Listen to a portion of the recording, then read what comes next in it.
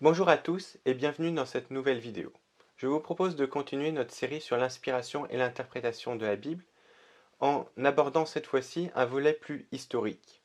Et je vous propose ici de découvrir l'inspiration, la doctrine de l'inspiration et de l'interprétation de la Bible dans l'Église ancienne.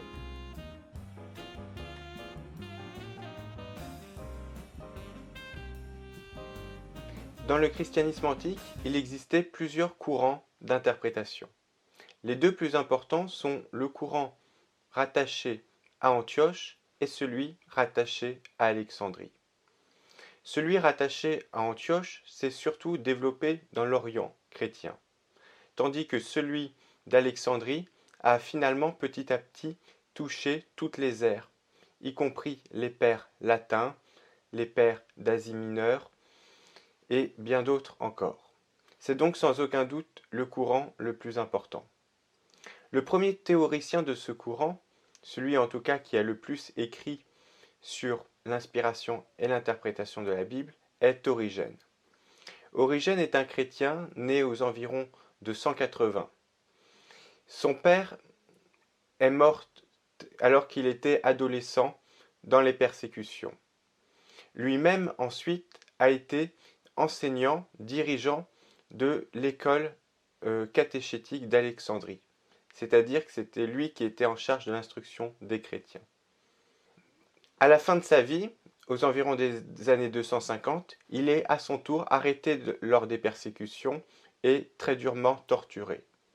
Il est finalement libéré, mais meurt des suites de ses blessures. De son vivant, Origène était considéré comme le plus grand exégète, c'est-à-dire le meilleur commentateur de la Bible, et le plus grand des théologiens. Il a eu ensuite de nombreux disciples, dont le plus connu est sans aucun doute Grégoire le thaumaturge, qui a évangélisé l'Asie mineure. De fait, tous les grands théologiens d'Asie mineure, notamment ceux qu'on surnomme les Cappadociens, c'est-à-dire Basile le Grand, Grégoire de Nazianze et Grégoire de Nice, étaient des grands admirateurs d'Origène. Deux d'entre eux, Grégoire de Nazianze, qu'on surnomme aussi Grégoire le théologien, et Basile de Césarée, ont justement composé une philocalie. Qu'est-ce qu'une philocalie? La philocalie est un recueil de textes sur un thème précis. En l'occurrence, ici, donc une philocalie, c'est-à-dire qu'ils ont recueilli tous les différents textes d'Origène sur deux sujets. Le premier concerne les Écritures et le second, le libre arbitre. Mais dans cette vidéo, je ne vous parlerai que de la philocalie sur les Écritures. Je vous propose donc tout de suite de découvrir quelques extraits de textes qui vous permettront de comprendre quelle était la doctrine de l'inspiration et de l'interprétation de la Bible qui était dominante chez les pères de l'Église. Premier extrait, introduction de Grégoire. Les lettres aussi sont une fête, et ce qu'il y a de bien, tu devances le jour en nous faisant par ton empressement la faveur de fêter la fête par avance. Voilà donc ce que nous avons reçu de ta piété. Nous, ce que nous avons de meilleur, nous te le donnons en retour. Nos prières.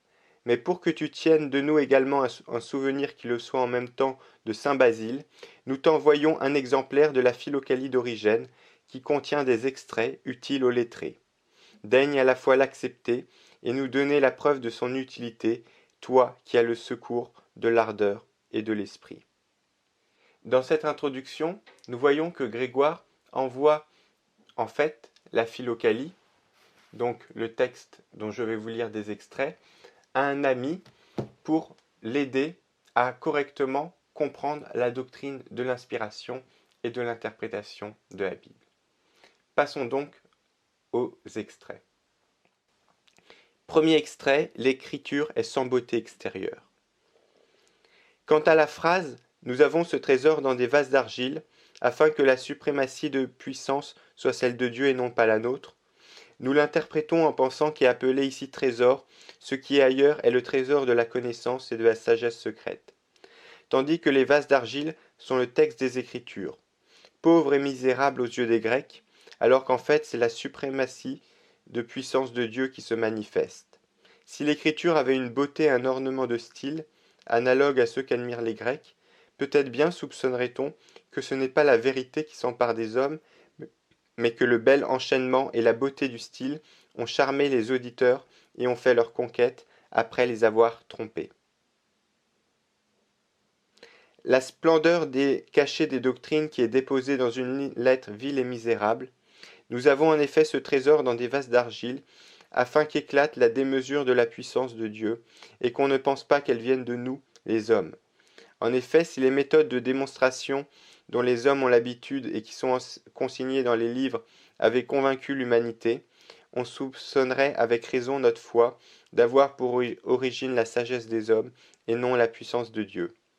Mais, maintenant pourvu qu'on lève les yeux, il est clair que la parole et la prédication tiennent leur pouvoir sur la foule, non des expressions persuasives de la sagesse, mais de la manifestation de l'esprit et de la puissance. Les Écritures sont difficiles à comprendre. Quant à moi, voici ce que je dirais. De même que les jugements de Dieu sont grands et difficiles à expliquer, et semblent être la cause d'errement pour les âmes non instruites, de même ces Écritures sont grandes et pleines de pensées secrètes, mystérieuses et difficiles à comprendre. Et elles sont, elles aussi, tout à fait difficiles à expliquer, et semblent être la cause d'errement pour les âmes non instruites, celles des hétérodoxes. Sans examen attentif, avec précipitation, ils accusent Dieu à partir de textes scripturaires qu'ils ne comprennent pas, et ils tombent à cause de cela dans l'invention d'un autre Dieu. L'interprétation des Écritures. Pour commencer l'interprétation des psaumes, nous exposerons une très belle tradition qui nous a été transmise par l'hébreu, c'est-à-dire en fait un rabbin avec qui Origène s'entretenait régulièrement, et qui concerne d'une façon générale toute la divine écriture.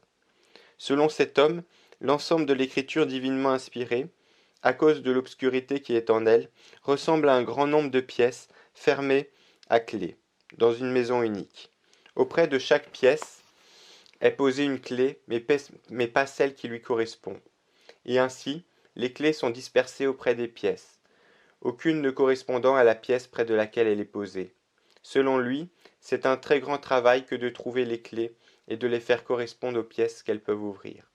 Et par conséquent, nous comprenons même les écritures qui sont obscures dès lors que nous prenons précisément les points de départ de la compréhension des unes auprès des autres, puisqu'elles ont leurs principes interprétatifs dispersés parmi elles. Les récits de l'écriture ne sont pas forcément réels au sens littéral. Mais si l'utilité de cette législation apparaissait d'elle-même clairement dans tous les passages, ainsi que la logique et l'habileté du récit historique, nous ne croirions pas qu'on puisse comprendre dans les Écritures quelque chose d'autre que le sens corporel. C'est pourquoi la parole de Dieu a fait en sorte d'insérer au milieu de la loi et du récit, comme des pierres d'achoppement, des passages choquants et des impossibilités, de peur que, complètement entraînés par le charme sans défaut du texte, soit nous nous écartions finalement des doctrines comme n'y apprenant rien qui soit digne de Dieu, soit ne trouvant aucune incitation dans la lettre, nous n'apprenions rien de plus divin. Là où pour l'exposition de la logique, des réalités intelligibles, l'action de telle ou de telle décrite auparavant ne s'accordait pas avec elle à cause des significations plus mystiques, l'écriture a tissé dans le récit ce qui ne s'est pas passé, tantôt parce que cela ne pouvait pas se passer, tantôt parce que cela pouvait se passer, mais ne s'est pas passé. Parfois il y a peu de phrases qui sont ajoutées, bien qu'elles ne soient pas vraies selon le sens corporel, parfois il y en a davantage. Ce n'est pas seulement pour les livres antérieurs à la venue de Christ que l'Esprit s'est ainsi comporté, mais, comme il est le même Esprit et provient d'un même Dieu, il a agi de même pour les évangiles et les apôtres, car chez eux aussi le récit est quelquefois mêlé d'ajouts qui ont été tissés selon le sens corporel, mais qui ne correspondent pas à des événements réels.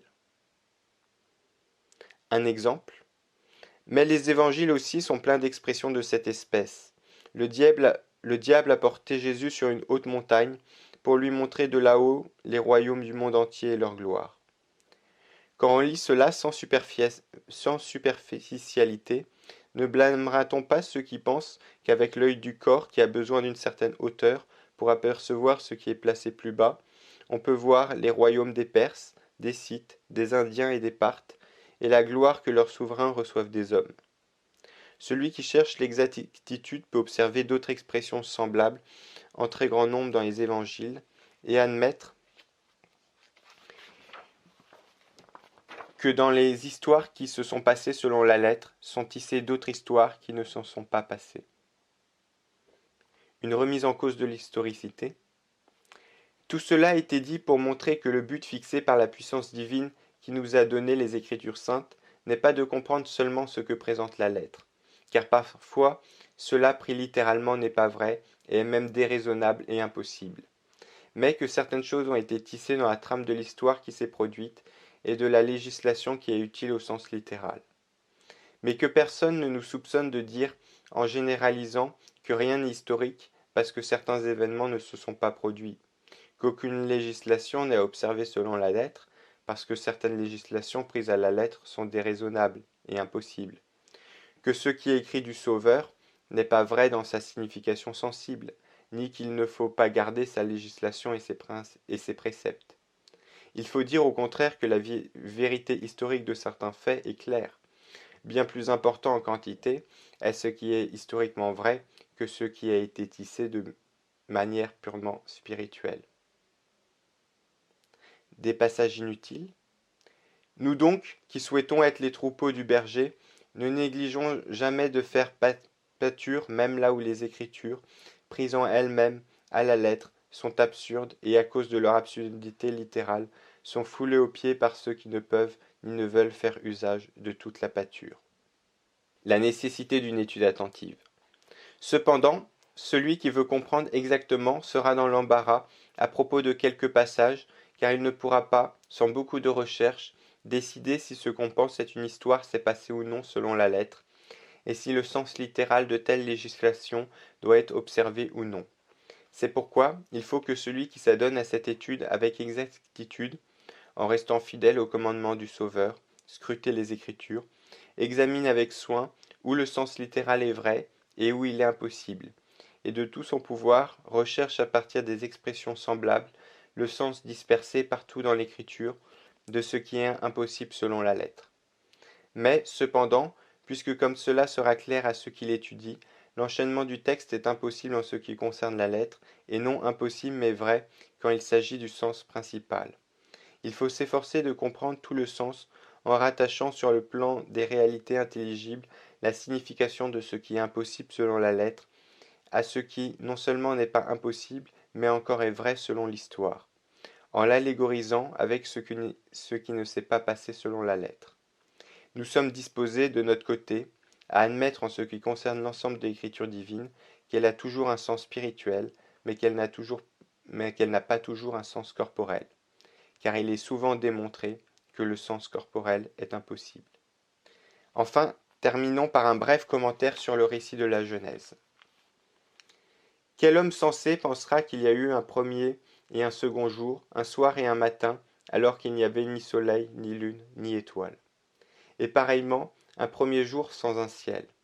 Qui sera assez sot pour penser que, comme un homme qui est un agriculteur, Dieu a planté un jardin en Éden, du côté de l'Orient, et a fait dans ce jardin un arbre de vie visible et sensible, de sorte que celui qui a goûté son fruit avec des dents corporelles reçoive la vie. Et de même que quelqu'un participe au bien et au mal pour avoir mâché le fruit pris à cet arbre. Si Dieu est représenté se promenant le soir dans le jardin, et Adam se cachant sous l'arbre, on ne peut douter, je pense, que tout cela est exprimé dans une histoire qui semble s'être passée, mais ne s'est pas passée corporellement, et indique de façon figurée certains mystères. Ceux dont l'intelligence n'est pas tout à fait obtuse peuvent recueillir bon nombre de choses semblables, qui sont représentées comme si elles s'étaient passées, alors qu'elles ne se sont pas passées, littéralement. En conclusion, nous pouvons voir que la doctrine de l'inspiration et de l'interprétation de la Bible développée par les docteurs antiques de l'Église est bien éloignée de certains extrêmes que nous pouvons connaître dans notre monde contemporain. Je veux bien sûr parler à la fois du libéralisme et du fondamentalisme. Et je pense que ces quelques réflexions peuvent être utiles à notre propre réflexion concernant l'inspiration et l'interprétation de la Bible. C'est pour cela que je voulais vous partager ces quelques textes. Si vous avez des questions et des remarques, vous pouvez me laisser un commentaire. Et si vous avez regardé la vidéo jusqu'au bout et que vous l'avez appréciée, n'hésitez pas à me laisser un pouce vers le haut pour me le signaler. Sur ce, je vous dis à bientôt pour une prochaine vidéo.